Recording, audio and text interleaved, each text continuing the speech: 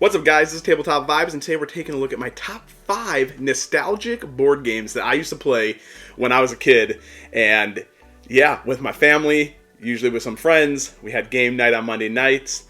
That's a whole nother story. But my first number 5 game in my nostalgic collection, I would say, is about words.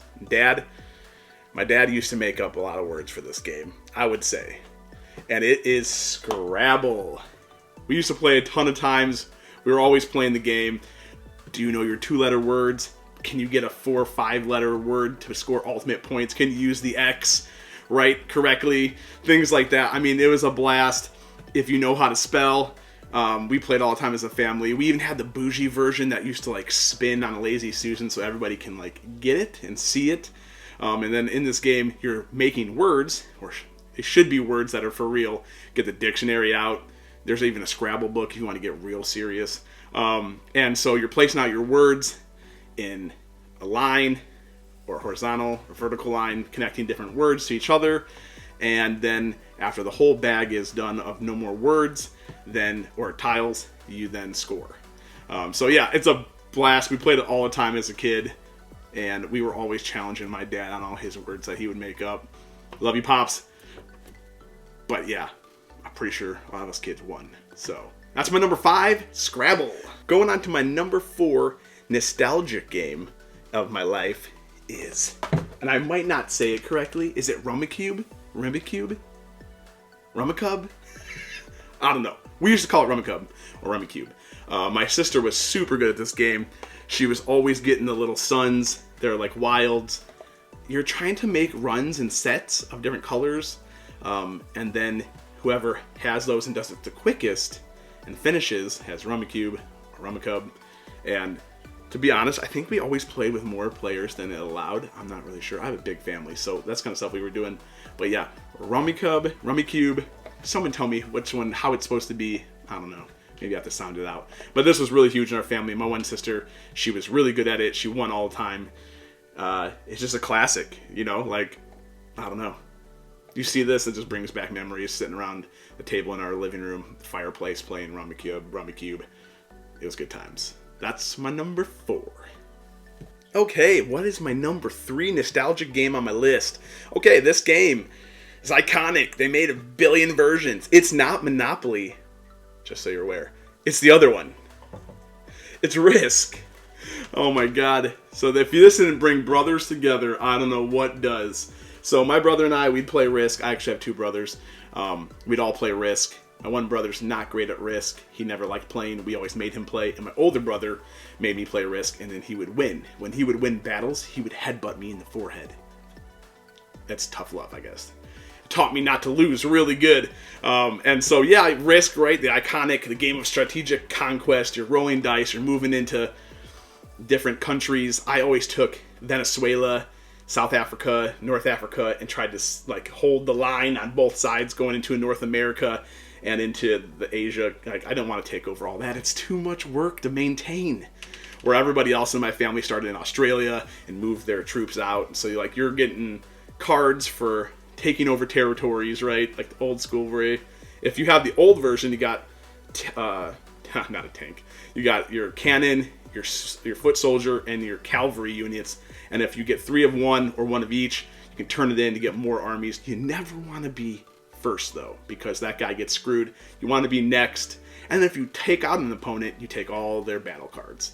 Good old Risk. Oh, man. So many long nights. Or we used to just set it because like it'd be forever game. Well, we used to think that, right? Now we play games for like 3-4 hours. Twilight Imperium, 14 hours. But this, we just leave that up, come back with your friends and family, and conquer the world. That's my number 3. Okay, my number 2 game. It took me a long time to find this game because I never knew what it was actually called. And so I used to call it 13 Dead or Alive, but it's 13 Dead End Drive. And so, this game is hilarious. So you're setting up a board, you got things that fall. It's almost like Mousetrap, which was an infuriating game if you guys remember. Because you get it all set up, and then you bump it, and everything just dominoes effect, the thing trap falls. This is kind of the same way. So you have this old lady's portrait. Where's that guy? I don't even remember. But you have this old lady's portrait in like the middle of the fireplace, right up on the wall, and you have to like eliminate who you think offed her. Is it a girl? It is. See, look at her. She's right here. Look at that lady. And you pick a person, and you're trying to figure out who done it. And like, there's all these different things that could like fall and trap and hit you. You got chandeliers falling. You got outside stone statues. I mean, just all this craziness. 13 Dead End Drive, not 13 Dead or Alive. I think that's, I don't even know where I got that from, but iconic, hilarious, fun family game. I guess it's family game. We're offing everybody. I don't know. You decide. This is my number 2. I already threw out another bonus feature one called Mousetrap, which is a blast. But yeah, my number 2, 13 Dead End Drive. Okay, what is my number 1 nostalgic game from my childhood? Drum roll, please. It's actually 2. I don't actually own the other one, but the game of Clue. Classic detective game of murder mystery. Are you Mr. Plum? Are you Miss Scarlet? Mr. Green? Mrs. White? Colonel Mustard? In the ballroom with the wrench. I mean, this game, right? You have a little pad of paper, like your little, like, flip it up, like detective paper. You're checking off what room. You get passing around all these different kind of cards to check out, and you're like accusing people. Was it Mrs. White in the kitchen with the lead pipe? Or was it Scarlet? Or was it Mr. Green? I mean, like, it was such a blast. We'd play this all the time as kids. Oh my god, it's such a good time, right? You just have so much fun trying to deduce who it is. Everyone's a suspect, right? And everyone's shifty and shady, and you're trying to figure out who off the person, right? And then you have your little detective, little hidden information sitting in the middle of the table. And if you decide to guess, you go in and look and hope that you are the greatest detective of them all. And it's like a little bit of a race, push your luck, because you're trying to figure it out. Sometimes you have enough information, sometimes you just get this feeling. Clue, I love this game. The other one that I super loved growing up was the game of life. You can bet, you can choose which career path you want to go to school, you not want to go to school, you can have kids, get paid for those kids, you spin the little dial, and then you can bet. Like a good family game, you can do betting. And I always bet on the number 8. You can get fire insurance, home insurance. And at the end of the game of life, whoever has the most money, that's what it's about in the game of life. Whoever has the most money and how many kids you got paid out on and things like that, and bonds. And I mean, it was a blast. I don't actually own it. I thought I owned it. I can't find it anywhere. But the game of life was my other top number 1 contender between Clue and the game of life. This has been my top 5 nostalgic board games.